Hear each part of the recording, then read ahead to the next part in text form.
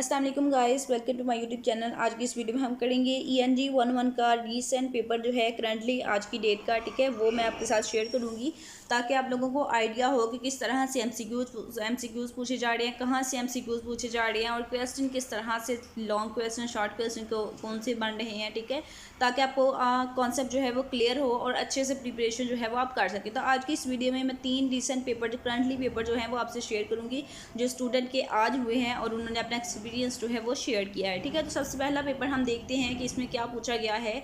तो आपने भी इस तरह से अपनी तैयारी जो है वो करनी है। तो सबसे पहले हम देखते हैं कि क्या है, कि सबसे पहले हमारे पास है कि ग्रामेटिकल, ठीक है, एमसीक्यूज़ जो थे वो ग्रामेटिकल थे, ठीक है। मोस्टली जो एमसीक्यूज़ ENG 11 के होते हैं वो ग्रामेटिकल ही होते हैं, ठीक है। एमसीक्यूज़ जो हैं वो ग्रामर से ज़्यादा मोस्टली पूछे जाते हैं, डेफिनेशन जो हैं वो कम ही पूछी जाती हैं।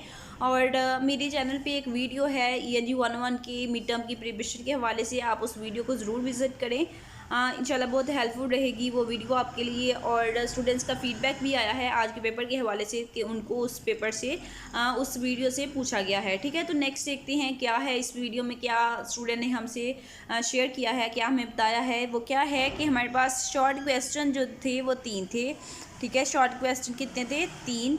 उसके बाद सिनोनिम ऑफ, ये एक वर्ड है, ठीक है, इसका सिनोनिम स्टूडेंट से पूछा गया है और ये 3 मार्क्स का शॉर्ट क्वेश्चन था। अब ये देखिए कितना इंपॉर्टेंट क्वेश्चन है, जस्ट एक वर्ड का आपने सिनोनिम बताना है और वो आपका 3 मार्क्स का क्वेश्चन होगा। तो सिनोनिम अब किस तरह से, अगर आपको किसी वर्ड का सिनोनिम नहीं आता तो उस वर्ड का सिनोनिम आपने किस तरह से फाइंड करना है MS वर्ड से, वो भी मैं आपके साथ शेयर कर चुकी हूँ कि अगर आपको MCQs में या क्वेश्चन में कोई भी सिनोनिम आता है तो आप उसको किस तरह से, उसका आंसर जो है वर्ड में फाइंड कर सकते हैं और उसको लगा के तो अपने मार्क्स जो हैं वो गेन कर सकते हैं, ठीक है। तो आप किस तरह से करेंगे अगेन बता देती हूँ। जैसे आपको यहाँ पे सिनोनिम का वर्ड ये बताया गया है, तो इस वर्ड को आप क्या करेंगे कि आप कॉपी करके तो इस वर्ड को ले जाएंगे वर्ड में और वहाँ पे राइट क्लिक करेंगे तो आपके पास सिनोनिम का ऑप्शन आएगा, तो वहाँ से आप इसका सिनोनिम जो है वो देख सकते हैं। फिर भी अगर आपको क्लियर ना हुआ हो तो आप ENG 11 की मिड टर्म की प्रिपरेशन जो मैंने वीडियो अपलोड की है उसमें आप इसका मेथड जो है सिनोनिम फाइंड करने का देख सकते हैं, ठीक है। नेक्स्ट देखते हैं क्या है कि नेक्स्ट जो 3 मार्क्स का क्वेश्चन पूछा गया है स्टूडेंट से, वो क्या है कि थिंक विच अ ग्राफ, यहाँ पे आप देख सकते हैं, ठीक है, the thing which graph generally contains, graph में जनरली क्या चीज़ें होती हैं, प्रॉपर वर्ड्स पुट करने के लिए, एक्सप्रेस एक्सप्रेशंस, ठीक है। तो ये पूछा गया है कि पैराग्राफ में जनरली क्या चीज़ें होती हैं वो हमने बताना है। उसके बाद लॉन्ग क्वेश्चन देखें वो क्या पूछे गए हैं, एंटोनिम, ठीक है। तो शॉर्ट क्वेश्चन में सिनोनिम पूछा गया है, लॉन्ग क्वेश्चन में एंटोनिम पूछे गए हैं। तो अब ये देखिए कितना आसान है, ठीक है। यहाँ पे लॉन्ग क्वेश्चन में आपके पास 4 वर्ड्स हैं, इन 4 वर्ड्स के आपने एंटोनिम बताने हैं। तो इसका भी आप देख सकते हैं एंटोनिम किस तरह से, कि इसका जो रेलिवेंट, इसका जो ऑपोजिट मीनिंग होगा, ठीक है, इसका ऑपोजिट मीनिंग जो है वो आपने बताना है। अगर आपको वर्ड की समझ नहीं आ रही, मतलब इसका मीनिंग नहीं आता, तो आप क्या करें, आप इसका सिनोनिम देखें। इस तरह से इजीली आप जो है एंटोनिम को भी बता सकते हैं कि इसके एंटोनिम क्या हैं, ठीक है। नेक्स्ट है हमारे पास के part of the speech indicate करने थे, ठीक है, कि एक स्टेटमेंट गिवन थी, एक सिनेरियो गिवन था, उसमें पार्ट ऑफ स्पीच जो है स्टूडेंट ने बताने थे। नेक्स्ट वो हमारे पास क्या है, लॉन्ग क्वेश्चन, वो क्या है कि एक्सप्लेन हैस्टी जनरलाइजेशन। तो ये हैस्टी जनरलाइजेशन जो टर्म है ये आपके हैंडआउट्स में डिफाइन है, वहाँ से इसको आप देख सकते हैं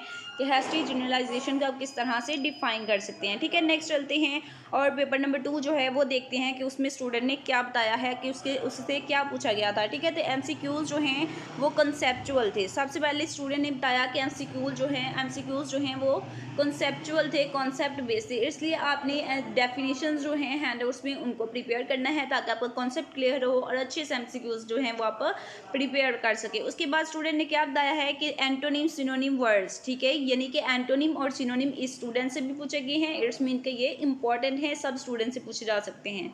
नेक्स्ट है सब्जेक्टिव में उसने क्या बताया है कि मेन आइडिया पूछा गया था। तो मैंने आपको जो मिड टर्म की प्रिपरेशन के लिए वीडियो अपलोड की थी उसमें बताया था मेन आइडिया जो है वो आप किस तरह से फाइंड कर सकते हैं और मेन आइडिया क्या होता है। तो यहाँ पे आप देख सकते हैं कि मेन आइडिया का क्वेश्चन जो है वो पूछा गया है और ये मेन आइडिया का क्वेश्चन और topic of the paragraph, sentence of the paragraph, ये इंपॉर्टेंट चीज़ें हैं, लॉन्ग क्वेश्चन के हवाले से इनको प्रिपेयर कर लीजिएगा। नेक्स्ट है fact and opinion. Fact and opinion जो है ये MCQs और क्वेश्चन दोनों के लिहाज से इंपॉर्टेंट है, इसको भी आप प्रिपेयर कीजिएगा, स्टूडेंट से भी पूछा गया है। उसके बाद फिल इन दी ब्लैंक्स जो हैं वो स्टूडेंट से पूछी गई थी। नेक्स्ट चलते हैं और पेपर नंबर 3 जो है वो देखते हैं कि उसमें स्टूडेंट ने क्या बताया है। ठीक है, यहाँ पे है कि एमसीक्यूज़ जो हैं वो ज़्यादा ग्रामेटिकल थे, तो स्टूडेंट ने भी कहा कि एमसीक्यूज़ जो हैं वो ज़्यादा ग्रामर बेस्ड थे। नेक्स्ट क्वेश्चन जो है शॉर्ट उसने बताए हैं कि मेन आइडिया क्या होता है, तो उसने बताया मेन आइडिया क्या होता है। मेन आइडिया वो होता है जो पूरे पैराग्राफ का सेंटेंस होता है, जो मेन पॉइंट होता है वो मेन आइडिया होता है। ठीक है, उसके बाद इससे शॉर्ट क्वेश्चन जो सेकंड पूछा गया है वो क्या है कि पैराग्राफ दिया था, उसका मेन आइडिया लिखना था। ठीक है, तो एक पैराग्राफ गिवन था, उसका मेन आइडिया लिखना था। तो मेन आइडिया जो है वो नॉर्मली स्टार्ट पे या लास्ट पे होता है, टॉपिक ऑफ सेंटेंस जो होता है। ठीक है, उसके बाद नेक्स्ट है लॉन्ग क्वेश्चन में ट्रू फॉल्स पूछे गए हैं।